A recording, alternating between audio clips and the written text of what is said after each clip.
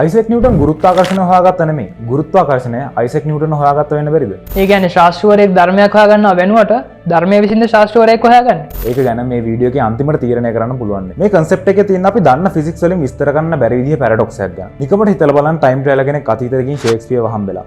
එයාගේම play එකක් එහෙම නැත්නම් ස්ටේජ් ඩ්‍රාමා එකක ස්ක්‍රිප්ට් එකක් වුණ හැම්ලට් ප්ලේ එකේ කෝපි එකක් එයාට දෙනවා. මේක ෂේක්ස්පියර් එයාගේම ප්ලේ එකක් විදිහට පබ්ලිෂ් කරනවා. අවුරුදු 100 ගාණක් ගියාට පස්සේ මේ ෂේක්ස්පියර් පබ්ලිෂ් කරපු හැම්ලට් ප්ලේ එකේ කෝපි එකක් එක මිනිස්සෙක්ට හම්බ වෙනවා. ඒ මිනිස්සයාම තමයි අපි කලින් කියපු විදිහට ටයිම් ට්‍රැවල් කරලා ෂේක්ස්පියර්ට මේ කෝපි එක දෙන්නේ. එතකොට එන ප්‍රශ්නේ තමයි ඇත්තටම කවුද මේ හැම්ලට් ප්ලේ එක ලිව්වේ? මේකට තමයි බූට්ස්ට්‍රැප් පැරඩොක්ස් කියලා කියන්නේ. එතකොට මෙතනදී සරලවම වෙන්නේ ලූප් එකක් හැදෙන එක නේද? ඔව්.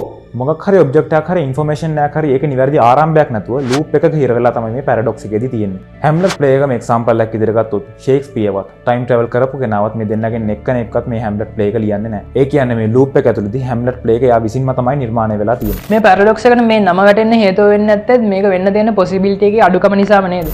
ඔව්. ඊළඟට හැමෝම කතා කරන පොපියුලර් එක්සැම්පල් එකකට යන්න.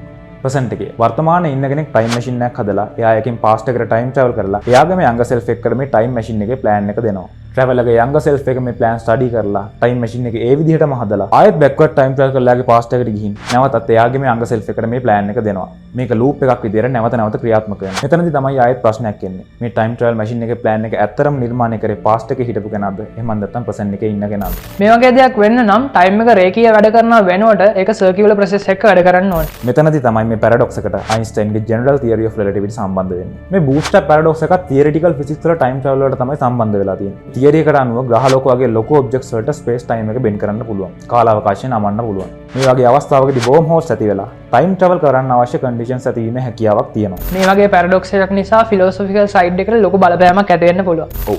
ගොඩක් ෆිලොසොෆර්ස්ලා මෙතනදී ආගියු කරන්නේ අපි කාලය ගැන කරලා තිබු උපකල්පනයන් මූලික වශයෙන් වර්ධින්න පුළුවන් කියලා. තවත් සමහරු ආගියු කරනවා මේ ටයිම් ලූප් එකක් ඇතුළතදී ඇතිවෙන ඉවෙන්ට්ස් එකිනෙකට කනෙක්ට් වෙලා පැරඩොක්ස් එකක් හැදෙන එක නවතිනවා කියලා. කොහොම වුණත් සයන්ස් ෆික්ෂන් වලට නම් මේ පැරඩොක්ස් එක ගොඩක් උදව් වෙලා තියෙන දෙයක් කියලා අපිට බලා ගන්න පුළුවන්.